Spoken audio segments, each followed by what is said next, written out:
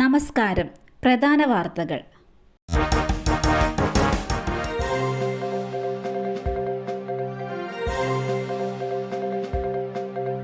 നടിയെ ആക്രമിച്ച കേസ് രാഷ്ട്രപതിക്ക് കത്തയച്ച് അതിജീവത.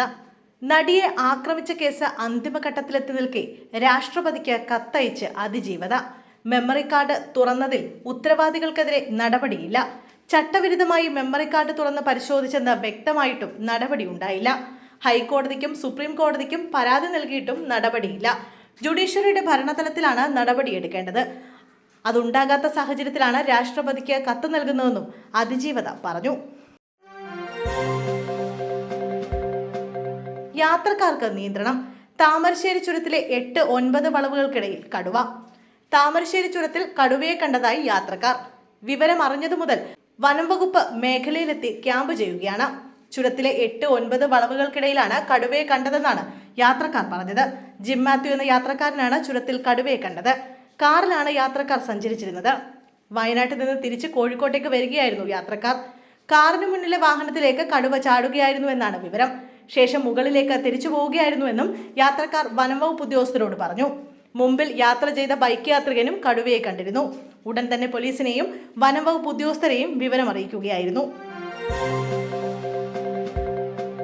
മുൻ മുഖ്യമന്ത്രി എസ്.എം. കൃഷ്ണ അന്തരിച്ചു.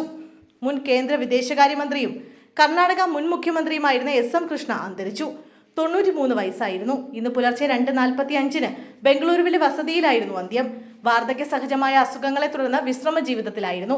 2009 മുതൽ 2012 വരെ UPA സർക്കാരിൽ വിദേശകാര്യമന്ത്രിയായിരുന്ന അദ്ദേഹം ഇതിനു മുമ്പ് 1999 മുതൽ 2004 വരെ കർണാടക മുഖ്യമന്ത്രിയായിരുന്നു. 2017 കോൺഗ്രസ് വിട്ട് BJPയിൽ ചേർന്നിരുന്നു.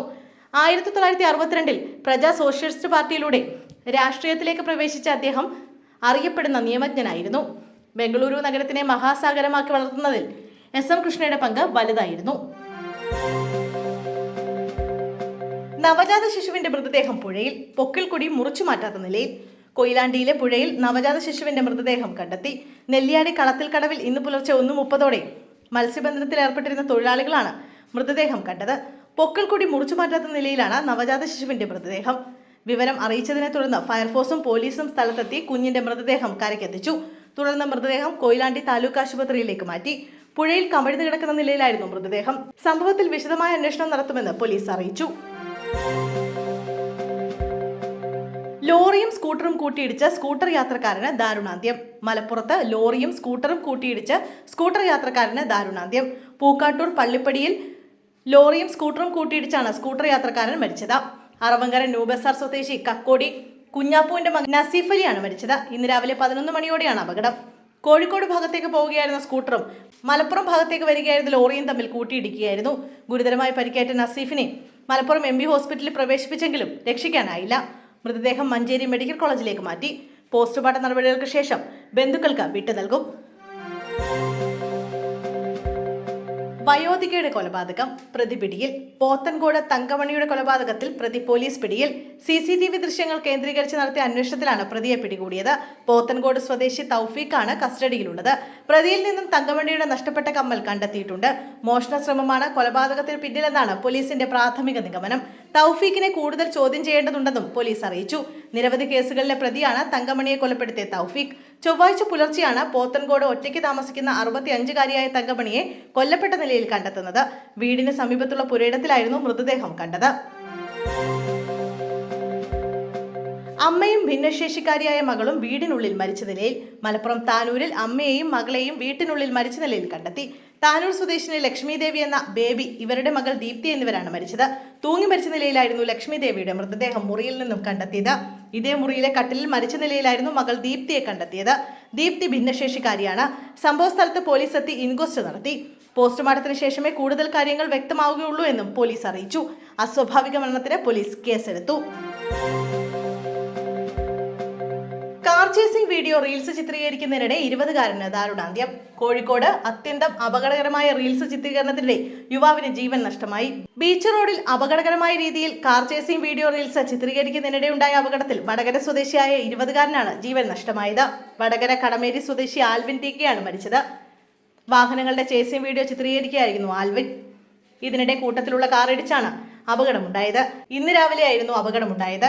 സ്വകാര്യ ആശുപത്രിയിൽ എത്തിച്ചെങ്കിലും ആൽവിന്റെ ജീവൻ രക്ഷിക്കാനായില്ല. സർക്കാർ ഓഫീസുകൾക്കും വിദ്യാഭ്യാസ സ്ഥാപനങ്ങൾക്കും നാളെ അവധി. ഗുരുവായൂർ ഏകാദശിയോടനുബന്ധിച്ച് നാളെ പ്രാദേശിക അവധി പ്രഖ്യാപിച്ച് തൃശൂർ ജില്ലാ കളക്ടർ. ഗുരുവായൂർ ഉൾപ്പെടുന്ന ചാവക്കാട് താലൂക്കിലാണ് നാളെ ജില്ലാ കളക്ടർ പ്രാദേശിക അവധി പ്രഖ്യാപിച്ചത്. ചാവക്കാട് താലൂക്കിലെ എല്ലാ സർക്കാർ ഓഫീസുകൾക്കും വിദ്യാഭ്യാസ സ്ഥാപനങ്ങൾക്കുമാണ് അവധി പ്രഖ്യാപിച്ചത്. ഇത് സംബന്ധിച്ച ഉത്തരവും കളക്ടർ പുറത്തിറക്കി. അവധി ഉണ്ടെങ്കിലും മുൻ നിശ്ചയിച്ച പ്രകാരമുള്ള പൊതുപരീക്ഷകൾക്കും കേന്ദ്ര സംസ്ഥാന അർദ്ധ സർക്കാർ സ്ഥാപനങ്ങളിലെ നിയമന പരീക്ഷകൾക്കും ഉത്തരവ് ബാധകമല്ല. തൊഴിലാളികളെ കത്തിക്കാൻ ശ്രമം. കാപ്പ പ്രതി അറസ്റ്റിൽ. ജോലി കഴിഞ്ഞ് വീട്ടിലേക്ക് പോകാൻ നിന്ന ചുമട്ടുതൊഴിലാളികളുടെ ദേഹത്ത് യാതൊരു പ്രകോപനവുമില്ലാതെ പെട്രോൾ ഒഴിച്ച് കത്തിക്കാൻ ശ്രമിച്ച പ്രതി അറസ്റ്റിൽ. നിരവധി ക്രിമിനൽ കേസുകളിൽ പ്രതിയും കാപ്പ കേസിൽ ശിക്ഷ കഴിഞ്ഞ് പുറത്തിറങ്ങിയ ആളുമായ പള്ളിത്തുറ സ്വദേശിനി ഡാനി റച്ചനെയാണ് തുമ്പ പോലീസ് പിടികൂടിയത്. നെഹ്റു ജംഗ്ഷന് സമീപം പള്ളിത്തുറ പാലത്തിനടുത്തായിരുന്നു സംഭവം. CITU തൊഴിലാളിയായ സ്റ്റേഷൻ കടവ് സ്വദേശി ഷാജി സുഹൃത്തും പള്ളിത്തുറ സ്വദേശിയുമായ രാജുവും പാലത്തിന് സമീപം സംസാരിച്ചു നിൽക്കെ ഇവരുടെ തലവഴി പെട്രോൾ ഒഴിക്കുകയായിരുന്നു. കത്തിക്കാൻ ശ്രമിക്കുന്നതിനിടെ ഓടിക്കൂടിയ നാട്ടുകാർ ഇയാളെ തടഞ്ഞു. തുടർന്ന് പോലീസിൽ വിവരമറിയിക്കുകയായിരുന്നു.